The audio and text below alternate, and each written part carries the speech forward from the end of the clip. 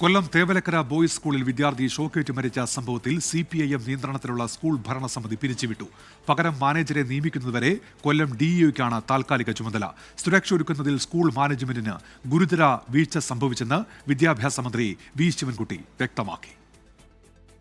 കേരള വിദ്യാഭ്യാസ ചട്ടപ്രകാരം എയ്ഡഡ് സ്കൂളിന് സുരക്ഷ ഒരുക്കുന്നതിന്റെ ചുമതല സ്കൂൾ മാനേജ്മെന്റിനാണ്. ഇത് നിർവഹിക്കുന്നതിൽ തേവലക്കര സ്കൂൾ മാനേജ്മെന്റിന് ഗുരുതര വീഴ്ച പറ്റി. School manager R. തുളസീധരൻ പിള്ളയുടെ വിശദീകരണം തള്ളിക്കൊണ്ടാണ് വിദ്യാഭ്യാസ വകുപ്പിന്റെ നടപടി. സ്കൂൾ മാനേജ്മെന്റ് പിരിച്ചുവിട്ടു. മാനേജറെ അയോഗ്യനാക്കി. കൊല്ലം ജില്ലാ വിദ്യാഭ്യാസ ഓഫീസർക്കാണ് സ്കൂളിന്റെ നിയന്ത്രണം. മാനേജർ അയോഗ്യനാക്കിയിട്ട് ആ മാനേജറുടെ സ്ഥാനത്തേക്ക് DEO ചുമതലപ്പെടുത്തുകയാണ്. സ്കൂൾ സർക്കാരാണ് DEOയുടെ നേതൃത്വത്തിലാണ് അവിടെ ഭരണം നടത്തുന്നത്. അപ്പോൾ അതിന് പ്രത്യക്ഷമായും പരോക്ഷമായും ആരൊക്കെ കാരണക്കാരായിട്ടുണ്ടോ അവരുടെ പേരിൽ കർശന നിലപാടെടുക്കാൻ തന്നെയാണ് മുഖ്യമന്ത്രി നിർദ്ദേശിച്ചിട്ടുള്ളത്. അതിൻ്റെ അടിസ്ഥാനത്തിലാണ് ഈ കാര്യങ്ങൾ ചെയ്തിട്ടുള്ളത്. ഇനിയുള്ള സ്കൂളിന്റെ അടിസ്ഥാന സൗകര്യ വികസനത്തിലടക്കം തീരുമാനമെടുക്കേണ്ടത് കൊല്ലം DEO ആയിരിക്കും. വിദ്യാഭ്യാസ വകുപ്പ് തീരുമാനത്തെ അംഗീകരിക്കുന്നതായി മാനേജ്മെന്റ് അറിയിച്ചു. ഞങ്ങൾക്ക് ധാർമ്മികമായ ഉത്തരവാദിത്വമുണ്ട്. ഒരു കുട്ടി മരിച്ച സംഭവമാണ്. അതിനെ അത്ര നിസ്സാരമായിട്ട് കാണാൻ കഴിയുന്നതല്ല.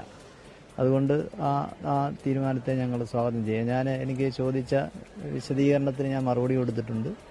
അതുകൂടെ പരിശോധിച്ചിട്ടാണ് ഈ നടപടി എടുത്തിരിക്കുന്നത്. എനിക്ക് അതിനകത്ത് മറ്റ് വിഷമങ്ങളൊന്നുമില്ല. DEOയ്ക്ക് നൽകിയ ഭരണ ചുമതലയ്ക്ക് കാലപരിധി നിശ്ചയിച്ചിട്ടില്ല.